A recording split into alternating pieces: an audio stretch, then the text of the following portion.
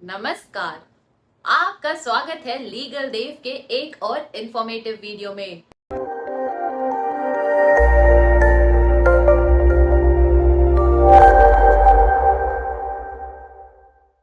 आज के इस वीडियो में हम बात करेंगे ई कॉमर्स साइट्स के लिए जीएसटी नंबर की जरूरत के बारे में।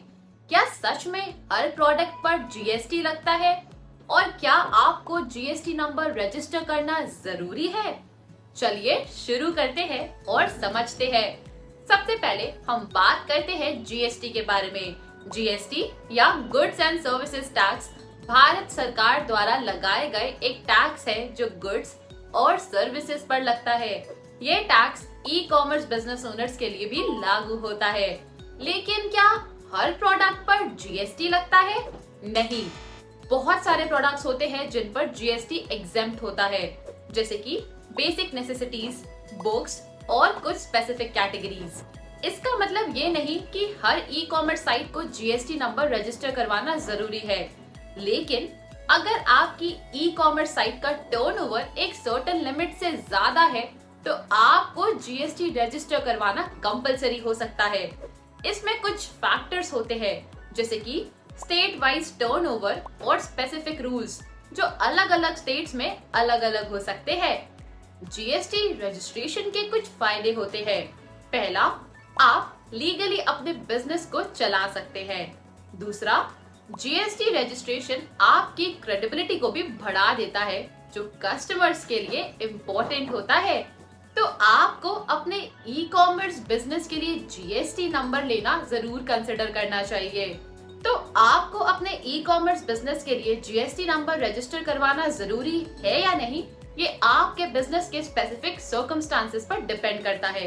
लेकिन हम रेकमेंड करते हैं कि आप एक प्रोफेशनल से या लीगल देव के एक्सपर्ट से कंसल्ट करें, जो आपको सही गाइडेंस दे सकते हैं। अब चलिए हम बात करेंगे जीएसटी के इम्प्लीमेंटेशन से ई कॉमर्स बिजनेसेस को कैसे फायदा मिलता है। जीएसटी का आना किसी तरह से ई कॉमर्स का पैनोरामा बदल गया। चलिए देखते हैं कैसे।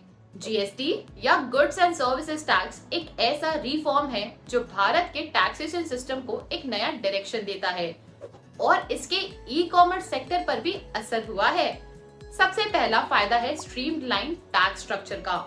पहले अलग अलग टैक्सेस और कंप्लायंस के कॉम्प्लिकेशंस थी, लेकिन अब जीएसटी के अंदर एक ही टैक्स है जो मल्टीपल टैक्सेस को रिप्लेस करता है, जिससे टैक्स स्ट्रक्चर सिंप्लीफाइड हो गया है।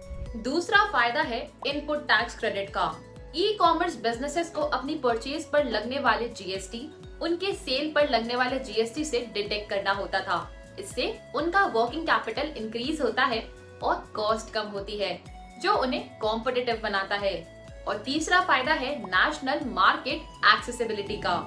जीएसटी के इम्प्लीमेंटेशन से ई कॉमर्स बिजनेसेस को हर स्टेट में टैक्स रजिस्ट्रेशन की जरूरत नहीं होती।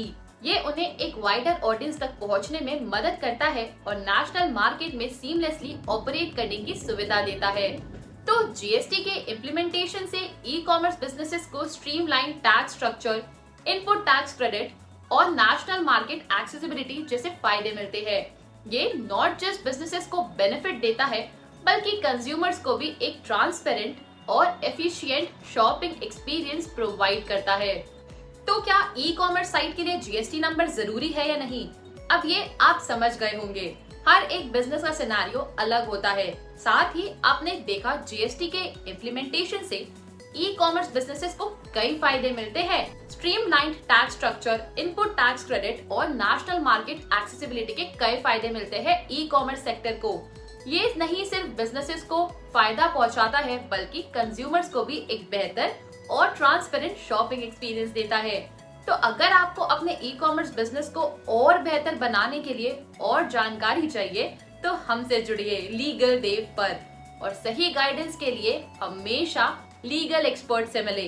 लीगल देव पर और भी इंफॉर्मेटिव वीडियोस देखने के लिए सब्सक्राइब करें और हमारे साथ जुड़े रहे। हम मिलेंगे आपसे अगली वीडियो में। तब तक के लिए धन्यवाद।